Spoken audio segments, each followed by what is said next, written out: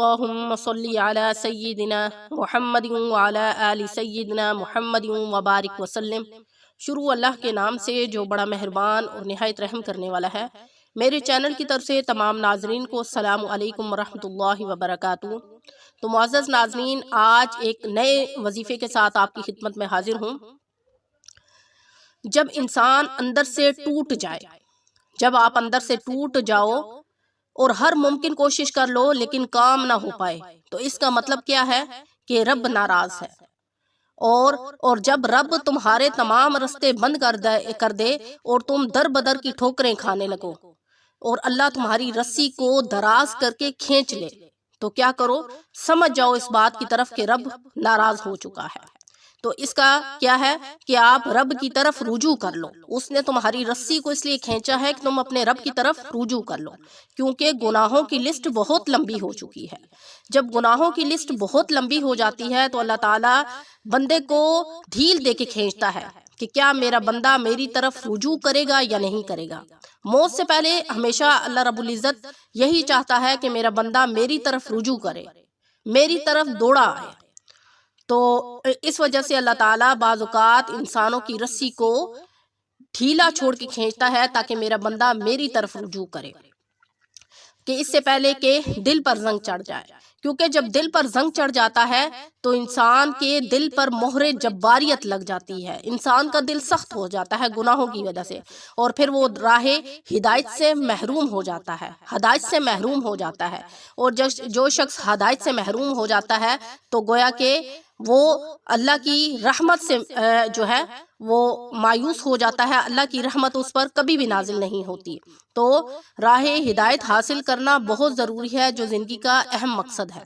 اللہ تعالیٰ نے انسان کو کس لیے پیدا کیا؟ کہ انسان اللہ کی بندگی کرے، اعمال درست کرے اور دنیا کی محنت اور مشقت کے ساتھ اپنی آخرت کو بھی کمائے۔ اس سے پہلے کہ ہمارے دل پر اتنا زنگ لگ جائے اور مرنے کے بعد ہمارا اعمال نامہ ہمارے بائیں ہاتھ میں دیا جائے، اور اس سے پہلے کہ توبہ کا دروازہ بند ہو جائے، انسان کو چاہیے کہ وہ اپنے اعمال کو درست کر لے۔ دیکھیں، انسان کو چاہیے کہ وہ ہر طرح سے اس کے دل میں اللہ کا خوف ہونا چاہیے۔ تو انسان کے دل میں اللہ کا خوف کب پیدا ہوتا ہے؟ جب ایک تو اللہ اس کو ہدایت دیتے ہیں اور دوسرا اس کے اندر دین کی سمجھ ہوتی ہے۔ جب انسان کے اندر دین کی سمجھ ہوتی ہے تو اس کے اللہ تعالیٰ اس کے دل میں نرمی ڈال دیتے ہیں۔ دین کی سمجھ ہدایت والوں کو ملتی ہے، اور دین کی سمجھ جس کو مل جائے تو گویا کہ اس کی آخرت بھی سنور جاتی ہے۔ تو اس سے پہلے کہ توبہ کا دروازہ بند ہو جائے اور اپنے اعمال کو درست کر لو، اور آپ کوشش کریں کہ اپنے آپ کو دین والوں کے ساتھ جوڑے رکھیں اور اپنے آپ کو اپنے اندر دین کی سمجھ پیدا کریں، کیونکہ انسان کی اصل جو پیدائش کا مقصد ہے وہ دین کو سمجھنا ہے، اللہ کے احکامات کو سمجھنا ہے، اس کے احکامات کی پابندی کرنی ہے۔ انسان کو اس فتنے کے دور میں اپنے آپ کو فورس کرنا ہے کہ وہ شیطان سے بچے اور اللہ تعالیٰ کے بندگی کرے، اپنے اعمال کو درست کرے اور اپنے اللہ اور اس کے رسول کے بتلائے ہوئے طریقوں کے مطابق اپنی زندگی گزارے۔ تو اعمال کے درست کر لو استغفار کے ذریعے۔ اعمال کو کیسے درست کیا جائے گا؟ سب سے پہلے انسان کا اگر دل سخت ہو جائے تو اس کو چاہیے کہ وہ استغفار کے ذریعے اپنے رب کو راضی کرے، اور جب رب راضی ہو جائے گا تو تمام رستے کھل جائیں گے اور زندگی میں آسانیاں پیدا ہو جائیں گی۔ یقین جانے تمام اعمال میں جو اصل عمل ہے، استغفار ایک ایسا عمل ہے کہ ایک تو اس سے انسان کے گناہ جھڑتے ہیں۔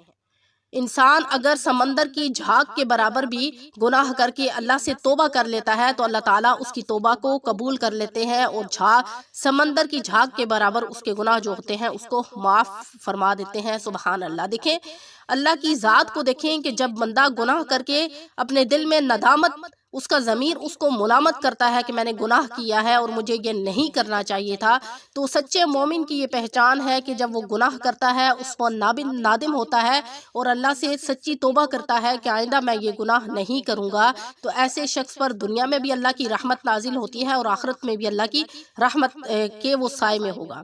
تو دیکھیں یہ سچے مومن کی نشان ہے۔ جو انسان گناہ پہ گناہ کرنے چلا جاتا ہے اور اس کا دل جو ہے وہ سخت ہو جاتا ہے، اس کے دل میں نرمی ختم ہو جاتی ہے، تو گویا کہ اس کے اوپر مہر جباریت لگی۔ تو کیا ہے کہ استغفار ایک ایسا عمل ہے جس سے گناہ معاف ہو جاتے ہیں۔ استغفار کے ذریعے کیا ہوتا ہے، انسان کے دل کو سکون ملتا ہے، دل کا زنگ صاف ہو جاتا ہے، اور کیا ہوتا ہے کہ مرنے کے بعد حساب کتاب میں آسانی ہوتی ہے۔ تو لہٰذا کیا کرنا ہے، ہم نے آج سے عہد کر لیں کہ ہم نے استغفار کے عمل کو زندگی کا معمول بنا دینا ہے، اور استغفار کے بعد دعاؤں کا سلسلہ ہمیشہ جاری رکھیں، اٹھتے بیٹھتے اپنے رب سے دل میں عاجزی کے ساتھ دعا مانگتے رہیں۔ آپ یقین جانیں جب آپ دعا مانگیں گے تو رب آپ کے دل میں نرمی اور عاجزی پیدا کرے گا، آپ خود بخود رب کی طرف مائل ہوں گے، اس کے احکامات کو بجا لائیں گے اور اعمال شروع کر دیں گے۔ تو کیا ہے کہ جب آپ دعاؤں کا سلسلہ جاری کریں گے تو اللہ تعالیٰ بند دروازے خود بخود آپ کے کھول دے گا، کھلتے چلے جائیں گے، اور آپ کی ہر دعا قبول ہوگی۔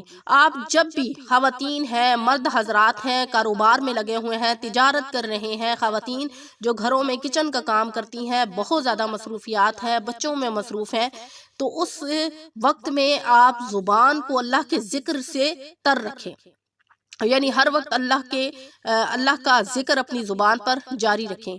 اب کاموں میں تو ہم ہمیشہ مصروف ہوتے ہیں، لیکن انسان کا جو دل ہے وہ اللہ کے ذکر کے ساتھ دھڑکے تو اللہ خوش ہو جاتا ہے۔ آپ یقین جانیں تو ایسے بندے کا ذکر اللہ تعالیٰ فرشتوں کے ہجوم میں کرتا ہے کہ دیکھو میرا فلاں بندہ، اس کا دل میری بندگی سے غافل کبھی نہیں ہوتا۔ تو کیا ہم نہیں چاہتے کہ ہمارا شمار بھی ایسے لوگوں میں ہو جائے جن کے دل کی دھڑکن بھی اللہ کے ذکر سے دھڑکتی ہے؟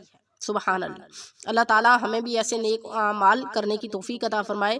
تو آپ کوشش کریں کہ ایک آپ تعداد مقرر کر لیں کہ آپ نے روزانہ کی بنیاد پر 1000 مرتبہ استغفار کرنا ہے، اور درود ابراہیمی بھی ساتھ پڑھیں، لیکن استغفار کا آپ روزانہ کا 1000 جو ہے نا آپ مقرر کر لیں کہ میں نے ہر روز جو ہے 1000 کی تعداد میں استغفار کرنا ہی کرنا ہے، یہ آپ اپنے اوپر فرض کر لیں۔ آپ یقین مانیں کہ آپ دیکھیں گے کہ آپ کی زندگی میں آسانیاں پیدا ہو جائیں گی، رب آپ کو غیب کے خزانوں سے نوازے گا، آپ کی دعائیں خود بخود قبول ہوتی چلی جائیں گی۔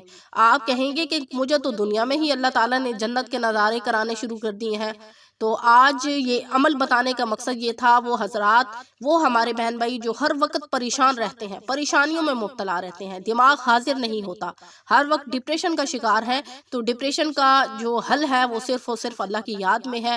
آپ کثرت کے ساتھ استغفار کریں، اس کے بعد دعا کریں، آپ معجزات اپنی آنکھوں سے دیکھیں گے، آپ دیکھیں گے کہ آپ کی زندگی میں کیسی تبدیلیاں پیدا ہونا شروع ہو گئی ہیں۔ تو اس کے بعد جو بھی آپ اللہ سے مانگیں گے اللہ آپ کو ضرور عطا کریں گے۔ تو آج کا وظیفہ یہیں پر ختم کرتے ہیں۔ ویڈیو اچھی لگی ہو تو میرے چینل کو لائک کریں، شیئر کریں، سبسکرائب کریں، تاکہ ہر آنے والی ویڈیو آپ کو مل سکے۔